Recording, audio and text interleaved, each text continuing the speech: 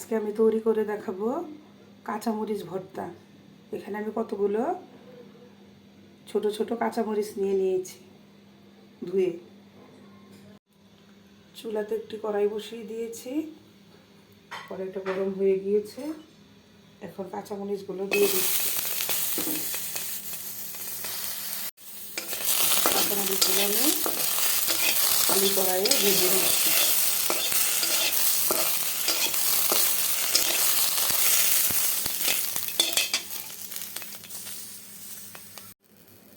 কাঁচামরিচগুলো ভাজা হয়ে গিয়েছে, চুলাটা বন্ধ করে দিচ্ছি, নামিয়ে দিচ্ছি চুলা থেকে নামিয়ে ঠান্ডা করতে দিয়েছি। এটা আপনারা চাইলে পাটায়ও বেটে নিতে পারবেন, আমি ব্লেন্ডারে ম্যাশ করে নিচ্ছি। মরিচটা ম্যাশ করে নিয়েছি আমি ব্লেন্ডারে। চুলাতে কড়াই বসিয়ে দিয়ে দিচ্ছি এখন তেল।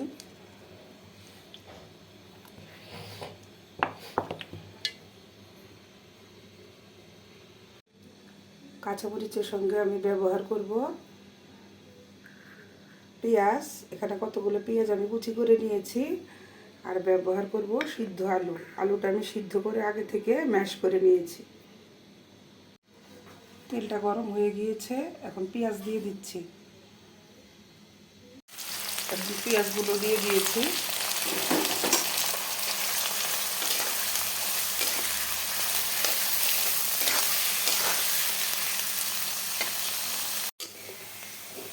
পেঁয়াজটা ভাজা হয়ে গিয়েছে, লাল লাল করে ভেজে নিয়েছি। এখন মরিচটা দিয়ে দিচ্ছি।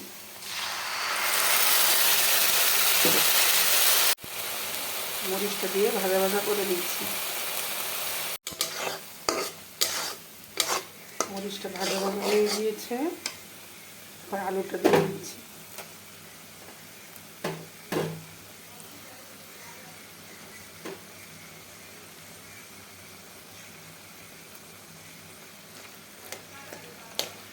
ভালো মতো মিশিয়ে নিচ্ছি।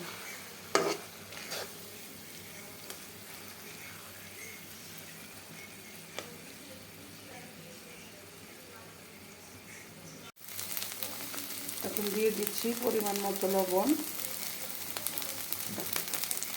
আর হলুদের গুঁড়া।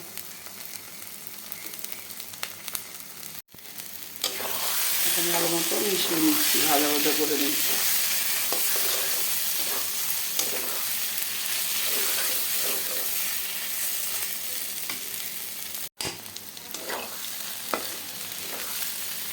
এই ভর্তাটা খেতে অনেক টেস্ট। যারা যারা না খেয়েছেন এভাবে তৈরি করে খেয়ে দেখবেন, খেতে অনেক ভালো লাগবে।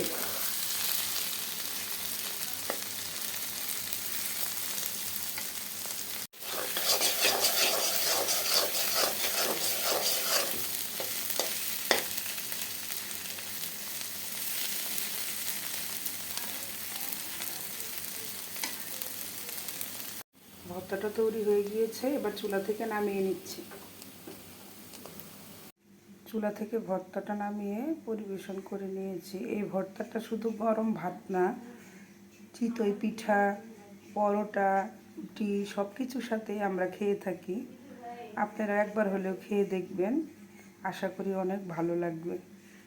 কেমন হলো আমার আজকের রেসিপি বলবেন সবাই কমেন্টে। ভালো লাগলে লাইক কমেন্ট দিয়ে পাশে থাকবেন। ধন্যবাদ সবাইকে।